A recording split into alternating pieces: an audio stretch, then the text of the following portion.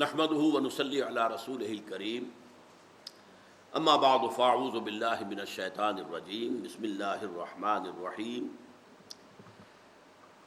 بل يريد الانسان ليفجر امامه يسأل ايان يوم القيامة فاذا برق البصر وخسف القمر وجمع الشمس والقمر يقول الانسان يومئذ اين المفر كلا لا وزر الى ربك يومئذ المستقر ينبأ الانسان يومئذ بما قدم واخر بل الانسان على نفسه بصيرة ولو القى معاذيره لا تحرك به لسانك لتعجل به ان علينا جمعه وقرآنه فإذا قرأناه فاتبع قرآنه ثم ان علينا بيانه صدق الله العظيم رب اشرح لي صدري ويسر لي امري واحلل عقدة من لساني يفقهوا قولي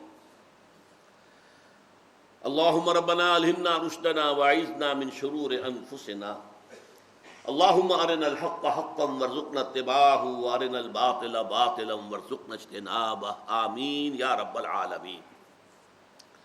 یہ جو نقشہ کھینچا گیا ہے قرآن مجید میں سورہ قیامہ کی ان آیات میں، الساعہ، جب وہ گھڑی آئے گی، والساعۃ ادھیٰ وامر، بہت کڑوی گھڑی ہوگی، بہت سخت مرحلہ ہوگا، ہلچل ہوگی۔ اور ڈاکٹر بشیر الدین محمود کا خیال یہ ہے کہ یہ نظام شمسی میں ہوگا یہ سارا کا سارا اختلال۔ اس کائنات کے اندر بہت سی گیلیکسیز ہیں، تو ایسا محسوس ہوتا ہے کہ بعض گیلیکسیز کی قیامت واقع ہو چکی، وہ بلیک ہولز کے اندر دفن ہو چکی، اور ہماری جو گیلیکسی ہے جس میں یہ زمین ہے ہماری، جب یہ قیامت آئے گی تو اس کا سارا جو اختلال جو ہوگا وہ در حقیقت اس نظام شمسی کے اندر ہوگا۔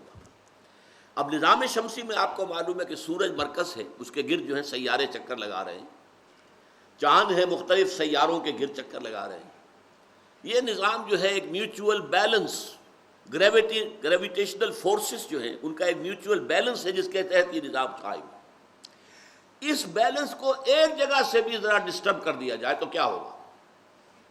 ظاہر بات ہے اس کرے سے اس کرے کا فاصلہ اور اس کرے سے اس کرے کا فاصلہ، یہ فورسز گریویٹیشنل جو بیلنس کیے ہوئے ہیں، ذرا سی یہ چیز ہٹ جائے، ادھر کا فاصلہ کم ہو گیا ادھر کا زیادہ ہو گیا، وہ کرہ اس کو کھینچ لے گا اپنی طرف، پھر یہ ٹکرائیں گے ایک دوسرے کے ساتھ۔ اس کا نقشہ ہے جو یہاں کھینچا گیا ہے۔ فَإِذَا بَرِقَ الْبَصَرُ، برق البصر کیوں ہوگا؟ سورج جو ہے زمین کے بہت قریب آ جائے گا، اس کی روشنی اتنی ہوگی کہ نگاہیں چدیا جائیں گی۔ اس کو ہمارے ہاں عام روایات میں قیامت کے ذکر میں کہا جاتا ہے سورج سوا نیزے پر ہوگا، یہ عام ہماری روایات ہے، سوا نیزے پر ہوگا، اور اس کی وجہ سے شدید تباعدت اور گرمی ہوگی، اور اپنے پسینوں کے اندر لوگ ڈوب رہے ہوں گے، پسینے سمندر کے مانند ہو جائیں گے۔ اس کا قرآن مجید میں کہیں ذکر نہیں ہے، ہو سکتا ہے بعض احادیث میں ذکر ہو، لیکن یہ ہمارے ہاں کی وہ روایات ہیں کہ جو آتی ہیں کہ سورج سوا نیزے پر۔ لیکن قرآن یہ بتا رہا ہے کہ سورج جو ہے چاند کو گھسیٹ کر اور اپنے اندر دفن کر لے گا۔ فَإِذَا بَرِقَ الْبَصَرُ وَخَسَفَ الْقَمَرُ، اور خسف کے دونوں معنی ہیں، یعنی چاند کا گہنا جانا اور چاند کا دھس جانا، زمین دھس جاتی ہے خسف کہتے ہیں اسے ہم۔ خسف القمر وجمع الشمس والقمر، اب یہ سورج اپنی جگہ پر ہے، چاند اپنی جگہ پر ہے، چاند تو صدر حقیقت زمین کے گرد چکر لگا رہا ہے، زمین سورج کے گرد چکر لگا رہی ہے، لیکن ایسا اختلال کوئی ہوگا اس نظام شمسی کے اندر کہ چاند جو ہے وہ سورج کے اندر دھس جائے گا۔ اب یہ جب کوئی ہوگا تو یہ انسان جو ہے اس دن کہے گا این المفر، یعنی آج منطق جو ہے لڑا رہا ہے، بڑے بہانے بنا رہا ہے، کیسے ہوگا جب ہم ہڈیاں ہو جائیں گے، اذا کنا عظاما ورفاتا انا لمبعوثون خلقا جدیدا، کیسے ہو سکتا ہے، ہیہات لما توعدون، انہونی بات ہے، انہونی بات ہے، نہیں ہو سکتا، ناممکن ہے، یہ کیا کہہ رہے ہیں، یہ انہونی بات ہے۔ لیکن یہی انسان اس روز جو ساری اس کی جو اکڑ فونی ہے، وہ جو سارا جو اس وقت تکبر کے ساتھ اور تمرد کے ساتھ جو ذکر کر رہا ہے، اس وقت جو ہے ڈر کر کہے گا ہے کوئی بھاگنے کی جگہ، این المفر، فرار سے بنا ہے، دوڑ ڈالا، مفر جہاں پر دوڑ کر انسان پناہ لے لے۔ کلا لا وزر، بتا دیا جائے گا نہیں، ہرگز نہیں۔ اور یہ بتانے کی ضرورت نہیں، صورتحال خود بخود جو ہے وہ روشن ہوگی۔ بس خود لا وزر، کہیں کوئی جائے پناہ نہیں ہے، کوئی ٹھکانہ نہیں ہے، کہیں پر بچنے کی، بھاگ جانے کی کوئی جگہ نہیں۔ الی ربک یومئذ المستقر، اس دن تو تمہارے رب ہی کے حضور میں جا کھڑے ہونا ہے، کشاں کشاں جاؤ گے وہیں پہنچو۔ بلکہ قرآن مجید میں تو نقشہ کھینچا گیا ہے کہ قبروں سے جب نکلیں گے تو ایسے دوڑیں گے جیسے کہ کسی پکارنے والے کی پکار پر دوڑے چلے جا رہے ہیں، اور وہ اس میدان حشر کے اندر، وہ حشر جو ہے جہاں تک معلوم ہوتا ہے قرآن مجید سے، اسی زمین پر ہوگا۔ قصہ زمین برسر زمین، اس زمین پر رہتے ہوئے ہم نے جو اعمال کمائے ہیں ان کے ضمن میں حساب کتاب یہی ہوگا۔ سورہ فجر میں فرمایا کہ خود اللہ تعالیٰ نزول الہی فرمائیں گے، وَجَاءَ رَبُّكَ وَالْمَلَكُ صَفًّا صَفًّا كَلَّا إِذَا دُكَّتِ الْأَرْضُ دَكًّا دَكًّا، جس دن کے زمین کو کوٹ کوٹ کر برابر کر دیا جائے گا۔ سورہ طٰہٰ میں بھی آیا اور بہت سی جگہوں پر آیا ہے، نہ کوئی اونچ رہ جائے گی نہ نیچ رہ جائے گی، نہ پہاڑ ہوگا نہ غار ہوں گے، کچھ نہیں ہوگا، پوری زمین ایک ہموار چٹیل میدان۔ بلکہ بعض جگہ آتا ہے اسے کھینچ لیا جائے گا، وَإِذَا الْأَرْضُ مُدَّتْ، زمین کو کھینچ لیا جائے گا۔ جیسے گیند ہے، اگر کرمچ کی گیند ہے، کوئی ربڑ کی گیند ہے، گول ہے، لیکن اس کو اگر دونوں اس جگہ سے پکڑنے کی کوئی جگہ ہو اور آپ اس کو کھینچیں تو نتیجہ کیا نکلے گا؟ درمیان میں سے پچکے گی اور اس کا جو ہے وہ بیس بڑا ہو جائے گا۔ تو زمین اذا الارض مدت والقت ما فیہا وتخلت واذنت لربہا وحقت، سورۃ الانشقاق میں آیا ہے، جس دن کہ زمین کھینچی جائے گی، اس کو پھیلا دیا جائے گا۔ اور سورۃ الفجر میں فرمایا اذا دکت الارض دکا دکا وجاء ربک والملک صفا صفا، جس دن کے زمین کو کوٹ کر ہموار کر دیا جائے گا۔ لا تری فیہا عوجا ولا امتا، آج تو تمہیں نظر آ رہا ہے یہاں سے یہ وادی ٹیڑھی جا رہی ہے، یہ پہاڑ کھڑا ہے، یہ اونچا ہے، یہ کھائی ہے، کچھ نہیں ہوگا، برابر ہموار زمین۔ اتنا بڑا میدان چاہیے، پوری نوع انسانی کو جمع ہونا ہے، آدم سے لے کر آخری انسان جو دنیا میں آیا ہوگا اس وقت تک، ان سب کو حاضر ہونا ہے اور ان کو کھڑے ہونا ہے اللہ کے حضور میں۔ تو کتنی جگہ چاہیے گی ان کے لیے؟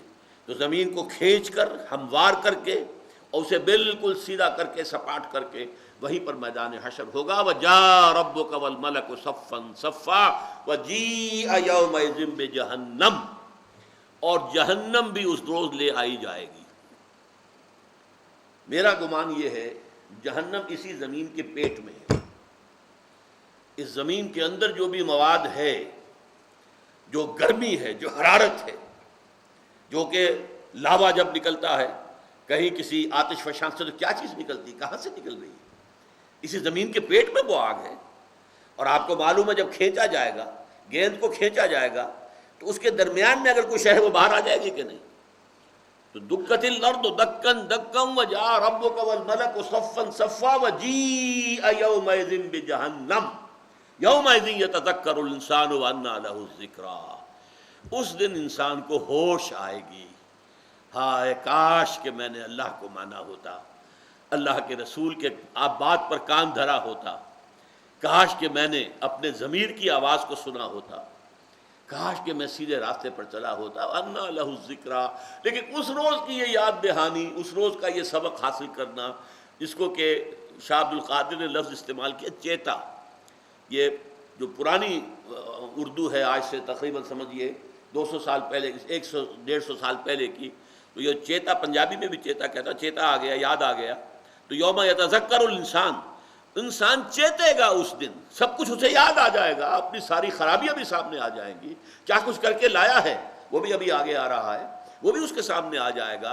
وَأَنَّىٰ لَهُ الذِّكْرَىٰ، اس روز چیتنے کا فائدہ کیا ہوگا؟ اس روز ہدایت مل بھی گئی تو کیا حاصل؟ اب تو امتحان ختم ہو چکا، اب تو نتیجے کا اعلان ہونا ہے بھائی۔ وہ تو امتحان ہو رہا تھا، 3 گھنٹے ختم ہوئے تھے تو اعلان ہو گیا تھا، سٹاپ رائٹنگ، تمہاری موت کے ساتھ تمہارا امتحان کا وقفہ ختم ہو گیا تھا۔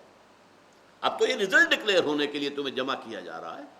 جیسے ہائی اسکول میں جب سالانہ امتحان کے نتیجے بیان ہوتے ہیں تو بچوں کو کھڑا کیا جاتا ہے سامنے، اور وہاں اس وقت نتیجے کا اعلان ہوتا ہے، اس وقت تو تھپ کھڑی ہوگی پوری نوع انسانی اور ان کو نتیجے سنائے جائیں گے۔ تو یومئذ یتذکر الانسان وانى له الذکریٰ، یقول یا لیتنی قدمت لحیاتی، اس روز انسان کہے کہ کاش کہ میں نے اپنی اس زندگی کے لیے کچھ آگے بھیجا ہوتا. حیاتی اصل زندگی تو یہ تھی جسے میں بھولا رہا، آج وہ اصل زندگی سامنے آ گئی. وہی نقشہ یہاں ہے، کلا لا وزر الی ربک یومئذ المستقر ینبأ الانسان یومئذ بما قدم واخر. اس روز انسان کو بتا دیا جائے گا، متنبہ کر دیا جائے گا، واقف کرا دیا جائے گا اس نے کیا آگے کیا کیا پیچھے کیا. یہ قدمہ اور اخر جو الفاظ آتے قرآن مجید میں، اور یہ ابتدائی مکی صورتوں میں بہت مرتبہ آئے ہیں، اس کے دو مفہوم ہیں. دنیا میں ہر انسان ہر وقت ایک کسی مسئلے میں ایک راستہ یہ حق کا ہے اور ایک راستہ یہ غلط تو ہے لیکن نفع ہے اس میں. آپ نے کون سے راستے کو آگے کیا، کون سے کو پیچھے کیا، اسی میں سارا دار و مدار ہے. آپ نے حق کے راستے کو آگے کیا، اس کے پیچھے پیچھے چلے، یا آپ نے غلط راستے کو آگے کیا، اس کا اتباع کیا، اس کے پیچھے چلے. وہ قدمہ و اخرا، کس چیز کو آگے کیا، کس چیز کو پیچھے کیا. حق پرستی کو، حلال خوری کو پیچھے مارا، پیچھے دیا، پیچھے کر دیا. حرام خوری کو اور ظلم کو، ناانصافی کو، جھوٹ کو، اس کو آگے کر دیا. اور ایک مفہوم یہ ہے کہ انسانی اعمال کے یہ دو پہلو ہیں. ہمارے اعمال کا ایک حصہ وہ ہے جو ہماری زندگیوں میں ہی آگے جا کر جمع ہو رہا ہے. بڑے وہ ہمارے کھاتے کھلے ہوئے ڈیبٹ کریڈٹ کے کھاتے ہیں، ہمارا یہ عمل ڈیبٹ میں گیا، یہ کریڈٹ میں گیا، یہ ہماری نیکی تھی، یہ بدی تھی، جمع ہو رہا ہے، سب کچھ لکھا جا رہا ہے. اعمال نامہ، وہ اعمال نامہ جس کے بارے میں پھر آتا ہے سورہ بنی اسرائیل میں کہ وہ جب انسان کے سامنے لے آیا جائے گا، کہا اقرا کتابک، بھائی خود پڑھو اپنا اعمال نامہ، کفا بنفسک اليوم علیک حسیبا. کسی اور اکاؤنٹنٹ کی ضرورت نہیں ہے جو تمہاری بیلنس شیٹ تیار کرے، تم خود حساب کتاب کر لو. تمہارا اعمال نامہ تمہارے ہاتھ میں. اعمال نامے پکڑا دیے جائیں گے، داہنے ہاتھ میں یا بائیں ہاتھ میں دے دیے جائیں گے. یہ تمہارا اعمال نامہ، یہ تمہارے کرتوت، دیکھ لو. یُنبَّأُ الْإِنسَانُ يَوْمَئِذٍ بِمَا قَدَّمَ وَأَخَّرَ. تو ایک تو ہمارے اعمال وہ ہیں جو ہماری زندگیوں میں ہی آگے جا کر ڈپازٹ ہو رہے ہیں آخرت کے اندر، یا وہ گناہ ہیں اور یا وہ نیکیاں ہیں، بھلائیاں ہیں یا برائیاں ہیں، خیر ہے یا شر ہے. اور ایک ہمارے اعمال کے وہ اثرات ہیں جو ہمارے بعد بھی چلتے رہیں گے. آپ نے ایک غلط کام کیا، اس کے نتیجہ جو نکلا وہ نتیجہ آپ کے بعد بھی جاری رہے گا. آپ نے اولاد کی صحیح تربیت نہیں کی، اولاد جو ہے فاسق اور فاجر بن کر اٹھی، وہ آپ کے نامہ اعمال کے اندر گناہ درج ہوتا رہے گا. اولاد کے سارے گناہ آپ کے حساب میں بھی درج ہوں گے. آپ نے انہیں اعلیٰ سے اعلیٰ تعلیم دلوائی، آپ نے انہیں امریکن اسکول میں پڑھایا، کبھی یہ نہیں سوچا کہ اللہ کے دین کی بھی کوئی تعلیم دی ہے، کبھی ان کے اندر ایمان اور تقویٰ پیدا کرنے کی بھی کوشش کی ہے، یہ کبھی نہیں سوچا. یہ اولاد جو آپ چھوڑ کر جائیں گے، یہ آپ کے پیچھے، آپ کے بعد، آپ کے نامہ اعمال کے اندر ان کی جو خرمستیاں ہوں گی، ان خرمستیوں کا حساب آپ کے حساب میں بھی درج ہوتا چلا جائے گا. اور اگر آپ نے نیک اولاد چھوڑی ہے، صدقہ جاریہ کہتے ہیں، بہترین صدقہ جاریہ نیک اولاد ہے. صدقہ جاریہ اور بھی ہے. آپ نے لوگوں کی سہولت کے لیے کنواں کھدوا دیا. اب پچھلے زمانے میں بڑی بات ہوتی تھی یہ کنواں کھدوا دینا. کوئی سرائے بنا دی، وہ ہوٹل تو نہیں ہوتے تھے، کوئی سرائے بنا دی جہاں آدمی ایک رات جو ہے آرام سے ٹھہر جائے، اس سے کوئی کرایہ ورایہ نہیں لیتے تھے، اور بڑا سستا سا کھانا بھی، وہ ڈھابے کی روٹی مل جاتی تھی. سرائے ہو گئی، کنواں ہو گیا، کوئی یتیم خانہ کھول دیا. یہ بھی سب صدقات جاریہ کہلاتے ہیں، صدقہ جاریہ.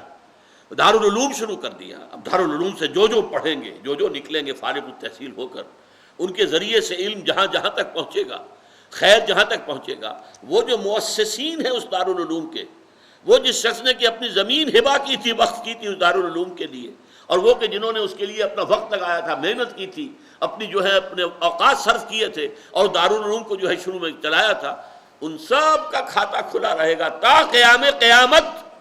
جو خیر بھی اس دارالعلوم سے برآمد ہوگا، اس کے مؤسسین کے کھاتے میں اس کا اندراج ہوگا، بغیر اس کے کہ جو اس عمل کو کریں گے ان کے عمل میں کوئی کمی نہیں ہوگی. اولاد اگر نیک اٹھی ہے اور نیک کام کر رہی ہے تو ان کو اپنے عمل کا بھرپور پورا جو ہے جزا ملے گی، لیکن اتنی ہی جزا ان کے والدین کے حساب میں جمع کر دی جائے گی، اتنا ہی خیر۔ یہ ہے قدم و اخر۔ ہر شخص کچھ اعمال اپنی زندگی ہی میں آگے بھیج دیتا ہے، جو اس کی زندگی ہی میں آخرت کے بینک میں ڈپازٹ ہو رہے ہیں، ڈیبٹ کریڈٹ ہو رہے ہیں، نیکی ہے یا بدی ہے۔ اور ایک یہ ہے کہ اس کے جانے کے بعد اس کے اعمال بد کے جو نتائج ہیں۔ میں نے مثال دی تھی نا کہ ایک بوڑھا شخص ایک جوان آدمی کو قتل کر دیتا ہے، آپ کیا سزا دے لیں گے اسے؟ اول تو یہ کہ وہ پکڑا جائے، گرفتار ہو، اس پر جرم ثابت ہو، وکیلوں کے سارے دلائل جو ہیں وہ فیل ہو جائے، پھر جج بھی نہ خریدے جا سکیں۔ فرض کیجئے کہ پھانسی کی سزا آپ نے دے دی، کیا سزا دے دی آپ نے؟ یہ بوڑھا آدمی کھا پی چکا تھا، اپنی زندگی گزار چکا تھا، اس کے بچے پل بڑھ چکے تھے، اپنی اپنی جگہوں پر تھے۔ اس نے مارا ہے جوان آدمی کو، جس کی جوان بیوی بیوہ ہوئی ہے، جس کے چھوٹے چھوٹے بچے یتیم ہوئے۔ ان یتیموں کے سر سے باپ کا سایہ اٹھا ہے۔ وہ یتیم اگر اس وجہ سے بگڑ کر اٹھتے ہیں تو اس کا سارا گناہ کا جو ہے کھاتا وہ اس شخص کے کہ جس نے ظلم کیا اور قتل کیا اس کے کھاتے میں جمع ہوتا چلا جائے گا۔ وہ اثرات کہاں تک جائیں گے اس کے جرم کے؟ آپ زیادہ پھانسی دے دیں گے، کیا سزا ہوئی؟ کچھ بھی نہیں۔ وہ تو یہ کہ بوڑھا آدمی تھا، اس نے تو صرف ایک لبلبی دبانی تھی۔ آج کیا مشکل ہے کسی کو قتل کرنا؟ کوئی تلوار کا وار کرنے کی ضرورت نہیں، کوئی خنجر بھونکنے کی ضرورت نہیں، ذرا سا ٹریگل دبانا ہے اور ایک برس نکل آئے گا آپ کے اسٹین گن میں سے یا کلاشنکوف میں سے۔ لیکن یہ کہ سزا و جزا وہ آخرت کے اندر ہوگی، یہاں کوئی سزا نہیں ہو سکتی۔ اور وہاں ہر شے کا حساب، کمپیوٹرز جو ہیں اللہ تعالیٰ کے، وہ بہت بڑے کمپیوٹرز ہیں۔ آپ کو معلوم ہے کمپیوٹرز کے سلسلے میں بھی یہ منوپلی بنی ہوئی ہے بڑے ملکوں کی۔ وہ سب سے جو زیادہ سینسٹیو اور اونچے گریڈ کے کمپیوٹر ہیں وہ ہمارے تھرڈ ورلڈ ملکوں کو نہیں دیتے، مسلمانوں کو دینے کو تیار نہیں ہے۔ بھارت کو پھر بھی دے دیے انہوں نے، ہمیں وہ نہیں دیں گے کہ اب بھی کہیں حساب کتاب اسی طرح کا کر کے اور اسی طرح کی چیزیں ایجاد کر دینا شروع کر دیں۔ تو یہ جو کمپیوٹر اللہ کا ہے، ہر شے کا حساب کتاب وہاں پر ہوگا۔ واللہ سریع الحساب، اللہ کو حساب چکاتے دیر نہیں لگے گی، وہاں پہ وقت نہیں لگے گا، بلکہ اعمال نامہ اقرا کتابک کفی بنفسک اليوم علیک حسیبا۔ لیکن اب دیکھیے ينبأ الانسان یومئذ بما قدم واخر، انسان کو جتلا دیا جائے گا اس دن کہ کیا اس نے پیچھے کیا، کیا آگے کیا، یا کیا پیچھے چھوڑا اپنے اعمال میں سے، کیا آگے بھیجا۔ بل الانسان علی نفسہ بصیرہ، اس کی بھی ضرورت نہیں ہوگی، انسان خود اپنے آپ پر بصیرت کا حامل ہوگا، ہر ایک کو معلوم ہوگا کہ میں کیا کر کے آیا ہوں۔ اس کی سادہ سی مثال یہ ہے جو میں نے عرض کیا کہ جب ہائی اسکول میں رزلٹ ڈکلیئر ہوا کرتا تھا 1 اپریل کو، مارچ میں امتحانات، 1 اپریل کو رزلٹ ڈکلیئر ہو رہا، تو جب وہ اسٹوڈنٹس کھڑے ہوتے تھے ان کے منہ پر، ان کے چہروں پر رزلٹ لکھا ہوا ہوتا تھا۔ معلوم تھا، جسے معلوم ہے کہ میں نے کچھ کیا نہیں ہے، فیل ہونا ہی ہونا، چہرہ اترا ہوا ہوگا، اداس ہوگا۔ ہاں کچھ چہرے ایسے ہوں گے تر و تازہ ہوں گے، انہیں معلوم ہے ہم تو بہت اچھا کام کیا، ہم نے فیل ہونے کا کیا سوال، ہماری فرسٹ ڈویژن آ رہی ہے۔ ہاں تشویش ہے تو یہ ہے کہ فرسٹ آتا ہوں یا نہیں آتا، فرسٹ آتا ہوں یا سیکنڈ آتا ہوں، تو یہ ان کے چہروں کے اوپر لکھا ہوا ہوگا۔ بالکل وہی بات یہ ہے کہ بل الانسان علی نفسہ بصیرہ، انسان جو ہے وہ تو اپنے نفس پر خود بصیرت رکھتا ہے، اسے معلوم ہے میں کون ہوں، کہاں کھڑا ہوں، کتنے پانی میں ہوں۔ جان لیجئے وَلَوْ أَلْقَىٰ مَعَاذِيرًا، چاہے وہ کتنی ہی معذرتیں کرے، کتنے ہی بہانے پیش کرے۔ ایک شخص اپنی کہہ لیجئے قادر الکلام ہے، چرب زبان ہے، وہ اپنے کسی غلط کام کی توجیح کرے گا، اسے ریشنلائز کرے گا، اس کے لیے وجوہات بیان کرے گا، اس کے لیے طرح طرح کی توجیحات بیان کرے گا، اور ہو سکتا ہے کہ اعتراض کرنے والوں کا منہ بند کر دے، لیکن اس وقت بھی اس کا ضمیر اس سے کہے گا تم جھوٹ بول رہے ہو، تم نے مخالفین کی زبان بند کر دی ہے لیکن ہو تم جھوٹے۔ اس کے اپنے اندر جس کی قسم کھائی تھی لا اقسم بیوم القیامہ ولا اقسم بالنفس اللوامہ، یہ نفس لوامہ جو ہے یہ جانتا ہے تم کیا ہو، کتنے پانی میں ہو، تمہاری حقیقت کیا ہے۔ تم کتنا ہی ریشنلائز کر لو، کتنا ہی اپنے طرز عمل کے لیے بہانے تراش لو، توجیحات کر لو، اس کے لیے کسی طرح کی جو ہے وہ تعویلات کر لو، لیکن وَلَوْ أَلْقَى مَعَاذِيرَهُ، چاہے کتنی ہی وہ معذرتیں پیش کرے، اس کے اندر اس کا ضمیر اسے بتاتا ہے کہ تم یہ ہو اور یہ نہیں۔ اب اس کے بعد ایک دم رخ بدل رہا ہے، حضور سے خطاب صلی اللہ علیہ وسلم۔ لا تحرک بہ لسانک لتعجل بہ، اے نبی آپ اپنی زبان کو تیزی سے حرکت نہ دیجئے کہ جلدی سے اسے یاد کر لیں۔ ان علینا جمعہ وقرآنہ، ہمارے ذمے ہے اسے جمع کر دینا اور پڑھوا دینا۔ ثم فإذا قرأناہ فاتبع قرآنہ، اور جب ہم اسے پڑھوا دیں تو پھر ہمارے پڑھوانے کی پیروی کرنا۔ ثم ان علینا بیانہ، پھر ہمارے ہی ذمے ہے اس کی وضاحت، اس کا بیان۔ یہ جو چند آیات ہیں قرآن مجید کی، یہ بہت اہم ہیں، بہت اہم ہیں، بہت اہم۔ جمع و تدوین قرآن مجید کے اعتبار سے قرآن مجید ظاہر بات ہے سب کو معلوم ہے 23 برس میں نازل ہوا ہے، تھوڑا تھوڑا کر کے نازل ہوا ہے، نجمن نجمن۔ اب حضور پر جب وحی آتی تھی، آپ جیسے آپ حفاظ کو دیکھتے ہیں وہ یاد کرتے ہیں، تو حضور بھی اسی طرح بار بار دہرا کر کوشش کرتے تھے کہ یاد کر لوں، میں بھول نہ جاؤں۔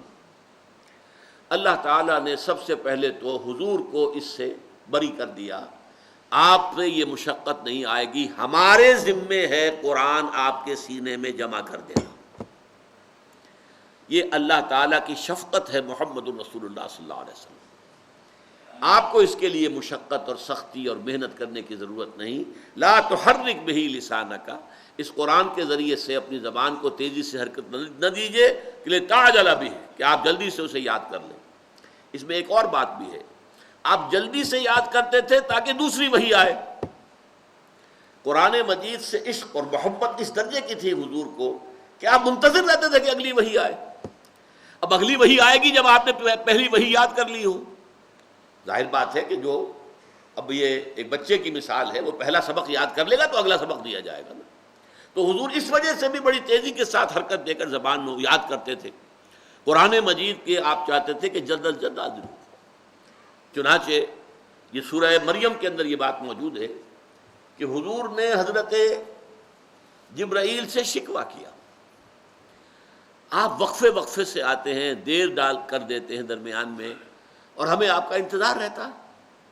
یہ جو محبت تھی قرآن کی، تو اس کا جواب دلوایا گیا سورہ مریم میں، وَمَا نَتَنَزَّلُ إِلَّا بِأَمْرِ رَبِّكَ، اے محمد ہم آپ کے رب کے حکم کے بغیر نازل نہیں ہو سکتے۔ لَهُ مَا بَيْنَ أَيْدِينَا وَمَا خَلْفَنَا وَمَا بَيْنَ ذَلِكَ، اختیار مطلق اسی کا ہے، ہر اس شے کا بھی جو ہمارے سامنے ہے، ہر اس شے کا بھی جو ہمارے پیچھے ہے، اور ہر اس شے کا بھی جو ان دونوں کے مابین ہے۔ ذرا اندازہ کیجئے ان الفاظ کا، غور کیجئے۔ میرے سامنے یہ ہے، میرے پیچھے یہ ہے، سامنے اور پیچھے کے درمیان کون ہے؟ میں ہوں نا۔ لہو ما بین ایدینا وما خلفنا وما بین ذالک، یعنی ہمارا پورا وجود حکم الہی کا پابند ہے۔ فرشتوں کے بارے میں جان لیجئے، قرآن مجید میں کھول کر یہ بیان کیا گیا ہے کہ وہ اللہ تعالیٰ کے حکم کے پابند ہیں۔ یفعلون ما یؤمرون لا یعصون اللہ ما امرہم، سورہ تحریم میں فرمایا ویفعلون ما یؤمرون، وہ کبھی بھی اللہ تعالیٰ کے حکم کی نافرمانی نہیں کرتے، وہی کچھ کرتے ہیں جس کا حکم ملتا ہے۔ تو اس لیے ہم جو آتے ہیں وما کان ربک نسیا، اور اے نبی صلی اللہ علیہ وسلم آپ کا رب بھولتا نہیں ہے۔ ایسا نہیں ہے کہ اللہ بھول گیا وہی بھیجنی، نہیں، معاذ اللہ ثم معاذ اللہ ثم معاذ اللہ۔ یہ اللہ تعالیٰ کی حکمت بالغہ ہے، وہ ایک تدریج کے ساتھ قرآن نازل کرنا چاہتا ہے، وقفے سے نازل کرنا چاہتا ہے، آپ کے دل کو جما دینا چاہتا ہے، آپ کی طبیعت میں ٹھہراؤ پیدا کرنا چاہتا ہے۔ لنثبت بہ فؤادک، تاکہ آپ کے دل کو ہم اس قرآن کے ذریعے سے تثبیت اور جماؤ عطا کر دیں، لہذا ہم اسے تھوڑا تھوڑا کر کے نازل کر رہے ہیں۔ یہ ہماری حکمت ہے۔ اس حکمت تدریج کے اندر جو تنزیل ہو رہی ہے، یہ ایسے نہیں ہے کہ اللہ تعالیٰ بھول گیا اور زیادہ دیر لگ گئی، نہیں، معاذ اللہ۔ اب دیکھیے الفاظ دوبارہ نوٹ کیجئے، وما نتنزل الا بامر ربک، اے نبی ہم نہیں نازل ہو سکتے مگر آپ کے رب کے حکم سے۔ آپ کا شوق اپنی جگہ، آپ کا انتظار اپنی جگہ، تو میرا شوق دیکھ، میرا انتظار دیکھ، آپ کا شوق، آپ کا انتظار اپنی جگہ، لیکن امر رب ہم نہیں نازل ہو سکتے۔ وما نتنزل الا بامر ربک، آپ کے رب کے حکم کے بغیر نازل نہیں ہو سکتے۔ لہو ما بین ایدینا، جو کچھ ہمارے سامنے ہے اس کا اختیار بھی اسی کے ہاتھ میں ہے۔ وما خلفنا، اور جو کچھ ہمارے پیچھے ہے اس کا اختیار بھی اسی کے ہاتھ میں۔ وما بین ذالک، اور سامنے اور پیچھے کے درمیان جو کچھ ہے، یعنی ہمارا وجود، وہ بالکل اللہ کے امر کا پابند ہے۔ وما کان ربک نسیا، آپ کا پروردگار بھولنے والا نہیں۔ تو پہلی بات فرمائی لا تحرک بہ لسانک لتعجل بہ ان علینا جمعہ وقرآنہ، ہمارے ذمے ہے، ہم لیتے ہیں یہ رسپانسبلٹی، آپ کو اس کے لیے مشقت اور محنت کی ضرورت نہیں ہے، یہ قرآن آپ کے سینے میں ہم جمع کر دیں گے اور پھر اس کو پڑھوائیں گے۔ یہاں پڑھوانے کا مطلب کیا ہے؟ یہاں قرآن جو ہے قرآن مجید کے لیے اسم علم کے طور پر نہیں آیا، یہ مصدر ہے، اس کا پڑھوانا یعنی ترتیب۔ ظاہر بات ہے قرآن مجید کی ترتیب نزولی اور ہے، ترتیب مصحف اور ہے۔ ترتیب نزولی میں تو سب سے پہلے سورہ علق کی 5 آیتیں ہیں، پھر سورہ قلم کی 7 آیتیں ہیں، پھر سورہ مزمل کی ابتدائی آیتیں ہیں، پھر سورہ مدثر کی ابتدائی آیتیں ہیں، قرآن، اور پھر سورہ فاتحہ ہے، اور ترتیب مصحف میں سب سے پہلے سورہ فاتحہ ہے، اور پھر سورہ بقرہ ہے جو کہ مدینے میں جا کے نازل ہوئی۔ تو ترتیب مصحف اور ہے، ترتیب نزولی اور ہے۔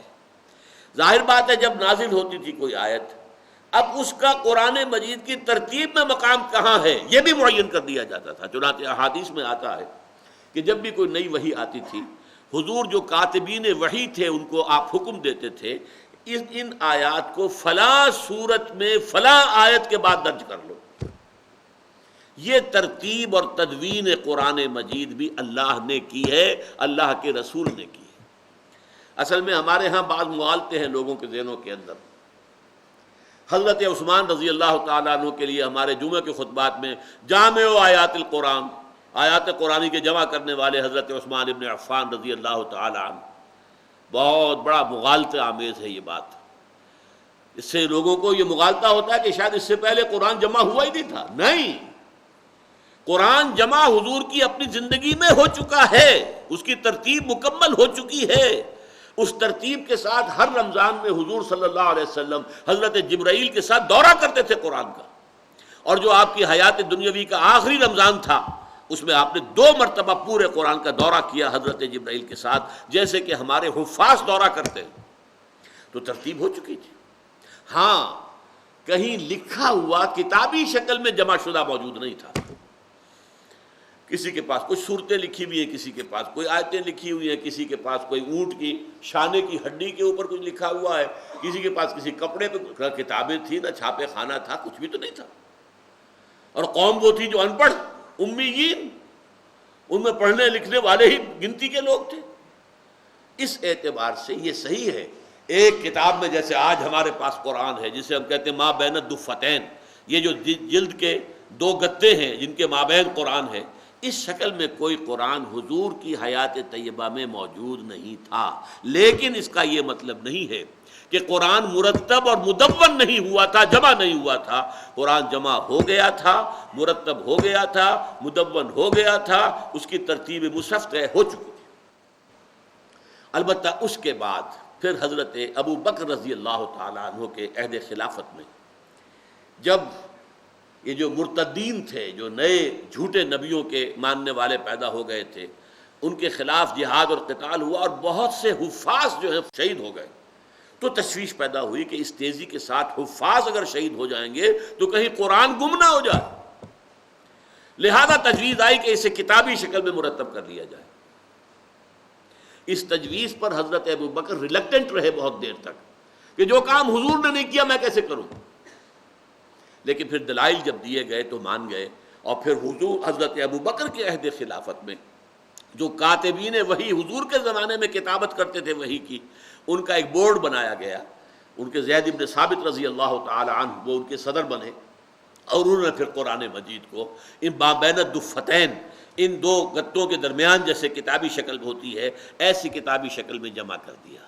اب ظاہر بات ہے کہ یہ ہو گیا ہے حضور کے انتقال کے سال، سوا سال، 1.5 سال بعد، اس لیے کہ حضرت ابو بکر کا کل عہد خلافت 2 سال ہے، سوا 2 سال، اس لیے وہ دیر نہیں ہے، وقفہ نہیں ہے۔ تو اولین جمع و تدوین قرآن حضور کے اپنے دور میں حیات طیبہ میں ہو گئی، لیکن وہ سینوں میں محفوظ تھا، کتابی شکل میں ابھی محفوظ اور مرتب اور مدون نہیں تھا۔ کتابی شکل میں پھر مرتب اور مدون ہوا ہے تو وہ حضرت ابو بکر کے عہد خلافت۔ اس کے بعد تیسرا مرحلہ آیا حضرت عثمان کے زمانے میں۔ شکل یہ تھی کہ جیسے آپ کو معلوم ہے پنجابی کی ایک زبان کا نام نہیں ہے، یہاں تک کہ امبرسری پنجابی اور تھی، لاہوری پنجابی اور ہے، گجرانوالے کی پنجابی اور ہے، لہجے مختلف ہیں، ساتھ پتہ چل جاتا ہے کہ یہ کون سی زبان بول رہا ہے، اور ذرا اور آگے چلے جائیں گے تو جانگلی پنجابی کچھ اور ہے۔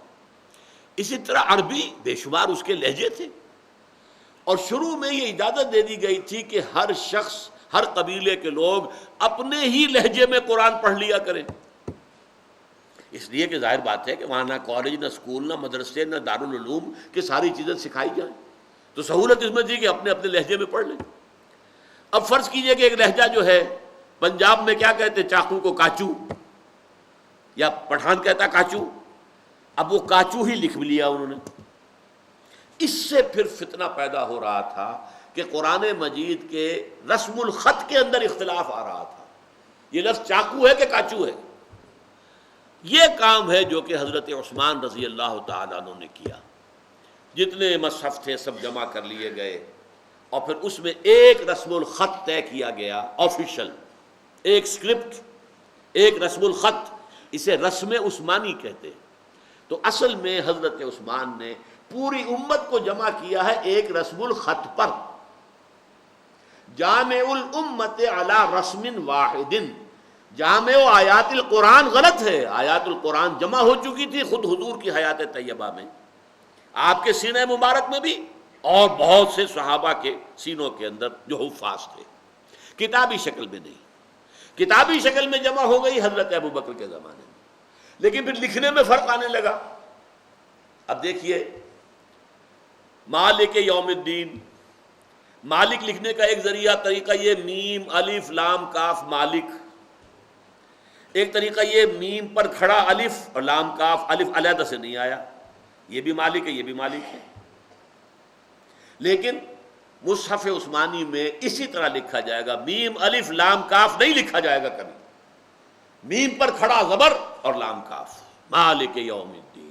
یہ تعین کر دیا رسم الخط، اور حضرت عثمان نے پھر اس کی نقلیں کرائیں، اور بڑے بڑے جتنے بھی صوبے تھے، اس وقت تک تو اسلام بہت پھیل چکا تھا۔ تاشقند میں ایک نسخہ موجود ہے حضرت عثمان کا، اسی طریقے سے استنبول کے اندر ایک نسخہ موجود ہے۔ تو یہ نسخے جو ہے مختلف ممالک کے اندر پھر بھیج دیے گئے تھے، تو ایک رسم الخط پر حضرت عثمان نے امت کو جمع کر دیا، ورنہ قرآن مجید کی جمع و تدوین حضور کی اپنی حیات طیبہ میں ہو چکی تھی، حضور کے سینہ مبارک میں اور حفاظ کرام کے سینہ مبارک میں۔ اس کے بعد کتابی شکل میں مرتب ہوا ہے اور جمع ہوا ہے حضرت ابو بکر کے زمانے میں۔ اب یہ باتیں وہ ہیں کہ جس کے بارے میں بہت سے شکوک و شبہات جو ہیں، وہ خاص طور پر اہل تشیع نے جو ہے وہ بہت سے شکوک پیدا کیے اس میں۔ اگرچہ یہ ہے کہ اہل تشیع کے بارے میں بھی بعض بہت ان کے جو بڑے اونچے جو بھی علماء ہیں وہ کہتے ہیں کہ نہیں، یہی رسم الخط ہے، یہی صحیح ہے قرآن، نہ اس میں کوئی کمی ہے نہ بیشی۔ لیکن کیا جیسے ہمارے ہاں ہوتے ہیں بریلوی، ایک تو عالم دین ہوگا بریلوی، اونچی سطح کا عالم دین، ایک ہوتا ہے عام واعظ نعت خواں، وہ جو قلابے ملاتا ہے ادھر سے ادھر کے۔ اسی طریقے سے اہل تشیع کے ہم جو ذاکرین ہیں، وہ تو اپنے جو زمین و آسمان کے قلابے ملاتے ہیں، اس میں انہوں نے قرآن مجید کے بارے میں بھی شکوک پیدا کر دیے، یہ قرآن وہ ہے ہی نہیں۔ اصل قرآن تو حضرت علی کے پاس تھا، اور وہ پھر جو حضرت علی کے خاندان میں جو ائمہ اہل بیت ہیں وہ ان کے پاس منتقل ہوتا ہوتا حضرت مہدی کے پاس آ گیا۔ اب حضرت مہدی جو ہے 12ویں امام، وہ بھی غار کے اندر ہے، وہیں وہ مصحف بھی موجود ہے، جو اصل قرآن جو ہے وہ ان کے پاس ہے، اور وہ جب ظاہر ہوں گے امام مہدی تو اصل قرآن لے کر آئیں گے۔ یہ قرآن وہ نہیں ہے۔ وہ تو کہتے ہیں قرآن میں 40 پارے تھے، یہ 30 رہ گئے۔ قرآن میں ایک سورت تھی سورہ علی، سورہ علی کے نام سے بھی ایک سورت تھی اللہ.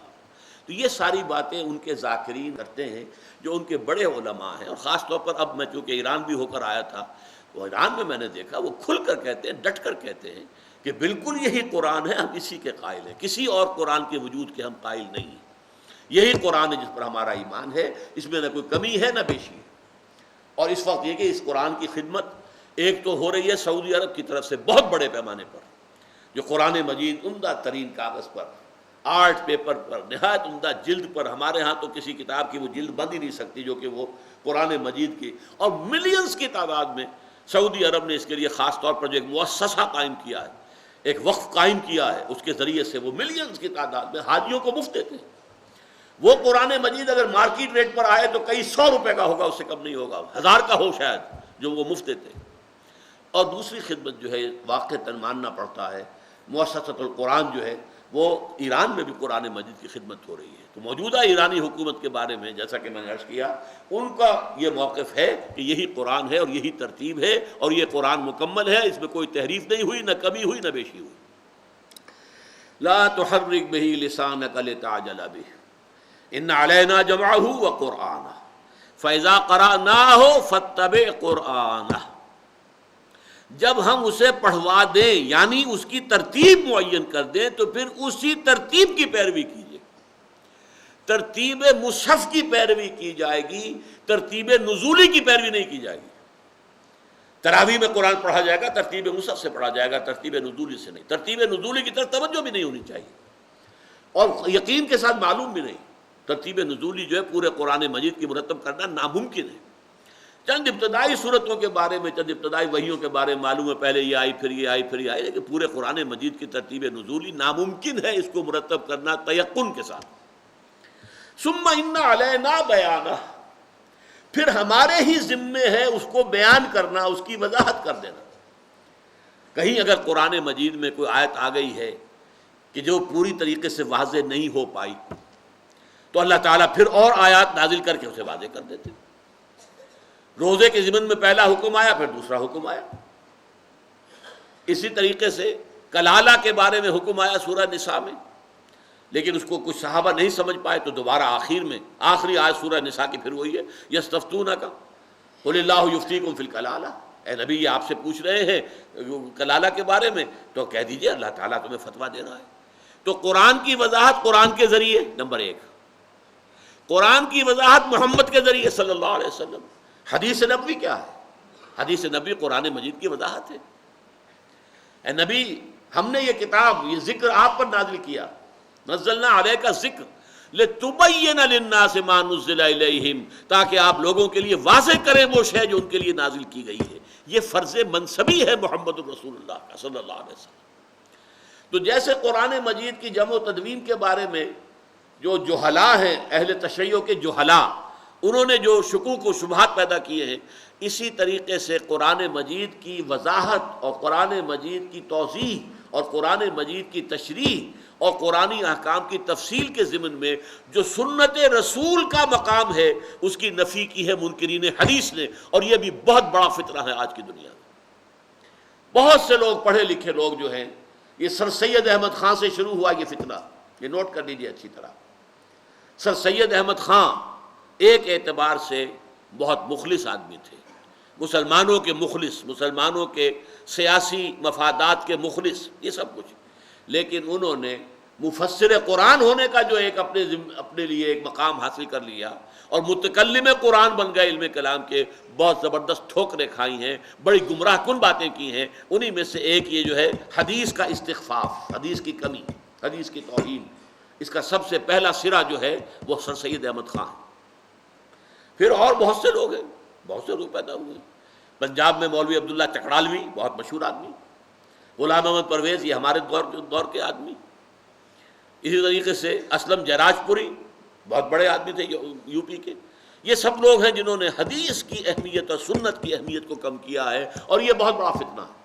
جتنا بڑا فتنہ جو ہے ختم نبوت کے ضمن میں قادیانیوں نے اٹھایا ہے ایک جھوٹے نبی کی نبوت کا پرچار کر کے, اتنا ہی بڑا فتنہ جو ہے سنت کی اہمیت کو کم کرنے کے ضمن میں منکرین سنت نے کیا.